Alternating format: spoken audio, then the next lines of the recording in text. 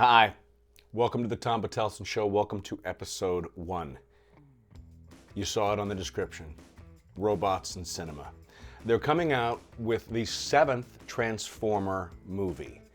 And people have asked me on my live streams, do I like the Transformers? And I answered pretty quickly. I said no.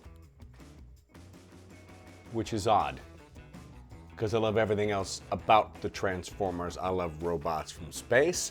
I love science fiction. I love the way it looks. I loved the cartoon.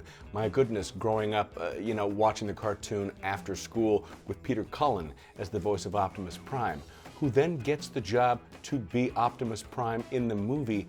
Holy, what a golf shot that is to get that job, to be Optimus Prime. So I love that. I love the whole thing, but I don't, you know what it is?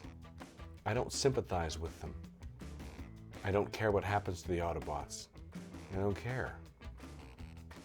I don't have a connection with them. Now, I have connection with other robots from cinema, to name a few. This one, and this one, and this one. But I don't have a connection to the Autobots, and I don't understand the 7th movie is coming out. In order to get a connection with a robot, let's talk about one robot in particular. Let's talk about this one. Let's talk about R2-D2. R2-D2 is in every single major battle in the Star Wars universe, episodes 1 through 9, more or less. There's a couple of places where he's not visible and not there, but he's normally always there. Now let's talk about the first time I ran into him. That is episode 4, A New Hope. I was 8 years old and saw it in the theater. R2-D2, when we first meet him, is entrusted with the Star Wars MacGuffin. The Death Star plans. It's not exactly a MacGuffin, because a MacGuffin is something that pulls the storyline along, but it doesn't matter what it is, and you don't really know what it is. We know what the Death Star plans are, and they're really important, so I'm not sure if they're a MacGuffin or not. But he's entrusted with them. Princess Leia gives it to a machine. What's the first thing he does? He tells C-3PO, hey, I got a mission. I'm going to jump in this escape pod. And 3PO tags along. Where are we going? I've got a mission. He goes to a desert planet where his wheels aren't going to work real great, and he's going to look for Obi-Wan Kenobi to give him the plans. He is captured by the Jawas, where he gets a restraining bolt put on him. He is sold to Luke. What's the first thing he does? He lies. He lies to Luke to get rid of the restraining bolt. And then when Luke goes to bed, R2-D2, the little robot that could, takes off into the nothingness to look for Obi-Wan Kenobi. He doesn't care. He's got a mission. So when he finds Obi-Wan Kenobi and the storyline continues, then they're captured. They're on the Death Star. It's R2-D2 who finds out that the princess is there, and they rescue the princess. By the way, before I forget, if the writers of Rogue One and Andor were writing A New Hope, they wouldn't rescue the princess. They don't need to rescue the princess. She's immaterial to the plot and the point. They have the Death Star plans. Get the Death Star plans to the good guys to blow up the Death Star. But R2-D2 is the reason they rescue the princess. After they get out, by the way, after he saves the day in the trash compactor, he's the whole reason they're not dead. Then they continue to the good guys. They go to the Battle of Yavin. In the Battle of Yavin, R2-D2 heroically gives himself and dies from a TIE fighter blast fired by Darth Vader. Anakin Skywalker, his old running buddy back from the Battle of Naboo. R2-D2, always there. He dies. Then they repair him. And at the end, when all the medals are going out, R2-D2 doesn't get one. He doesn't get one. He's the whole reason they get away in Empire, because he can talk to any machine. He knows exactly where everything is. R2-D2 gets nothing. And you want me to root for a Camaro and his truck buddies who have lost their way. No. I need more from the former residents of Cybertron. I don't care about them.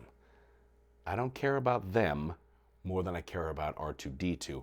I need more from a machine that has no heart. That's the ball game. That is the whole ball game. To care for something that doesn't have a heart. Science fiction writers have a tough time. They have to create an entire world from nothing that doesn't exist 9 times out of 10. And then they've got a machine and they have to make me care for a machine. That is the entire ball game. That is the deep dive for this episode. To care for a machine. I am 6 movies in and they've got my money. I'm gonna go see the new Transformers, but at the moment, I have to care for them. And I don't. I just don't. I'm gonna wrap up today's video with what I call the way out. There won't always be a way out on my videos, but there is one today. I'm getting tired of the division and the anger and the rage in the human race, considering things that I really don't think matter all that much. But every now and again you'll see something, you'll say, well, that's the way out. That deals with kindness, that deals with peace, that deals with understanding. And I was eavesdropping, as a good bartender should, not on purpose, but it's what we do. And I heard 2 guys talking, and I heard one guy say, the less judgmental I am towards others, then the less judgmental I am towards myself. That's a way out. To judge another person less makes me judge myself less, which is a nice round robin of good. Less judgment, more understanding, more peace, more love. That's the way out.